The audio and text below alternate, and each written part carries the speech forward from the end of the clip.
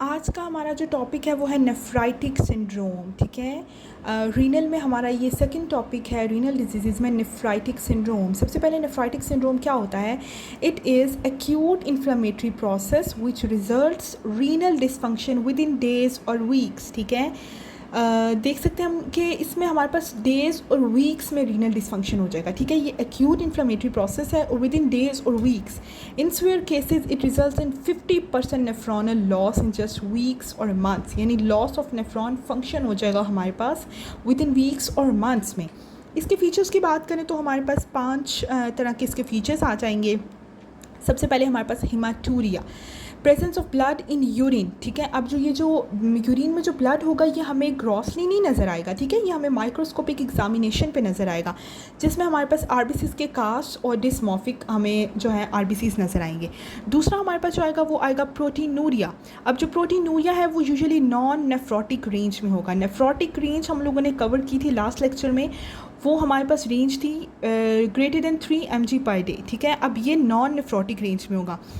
तीसरी जो चीज़ आएगी हमारे पास वो आएगी हाइपरटेंशन। हाइपरटेंशन जो होगी वो due to salt and water retention. Fourth हमारे पास आएगा एडिमा। एडिमा होगा सॉल्ट और वाटर की रिटेंशन की वजह से। ठीक है, इसमें हमारे पास जो एडिमा होगा वो पेरी ऑर्बिटल होगा, लेग एडिमा होगा और सैक्रल एडिमा होगा।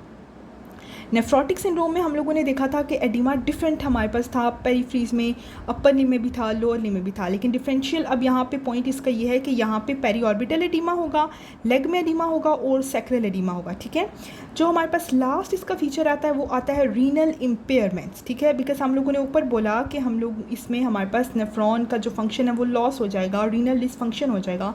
तो हम देखेंगे कि रीनल इम्पेयरमेंट्स कौन सी है जो मोस्ट कॉमनली हमें इसमें नज़र आएंगी। वो आएंगी ओलिग्यूरिया, यूरीमिया और क्रिएटिनिन का लेवल इंक्रीज़ हो जाएगा। ठीक है, अब हम देखते हैं कि ऐसी कौन सी ग्लोमेरुलर डिजीज़ हैं जिनकी जो प्रेजेंटेशन है वो नेफ्राइटिक सिंड्रोम की तरह ही होती है।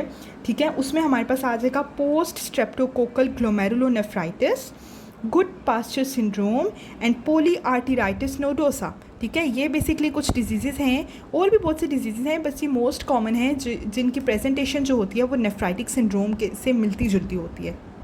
अब बात करें अगर इन्वेस्टिगेशंस की नेफ्राइटिक सिंड्रोम की, तो हम लोग इसमें करवा लेते हैं सीरम केमिस्ट्रीज, जिसमें हमारे पास ASO टाइटर आ जाएगा। ठीक है, ASO टाइटर हम लोग बेसिकली करते हैं बैक्टीरियल इन्फेक्शंस को रूल आउट करने के लिए। फिर उसके बाद हमारे पास C3 नेफ्राइटिक फैक्टर कर लेंगे, कॉम्प्लीमेंट लेवल, ये सारी चीज़ें हमारे पास सीरम केमिस्ट्रीज में आ जाएंगी। ठीक है, यूरिन एनालिसिस की बात करें तो इसमें हम लोगों ने बोला कि आरबीसीज, कास्ट, डिस्मॉर्फिक और प्रोटीनूरिया देख लेंगे हम लोग।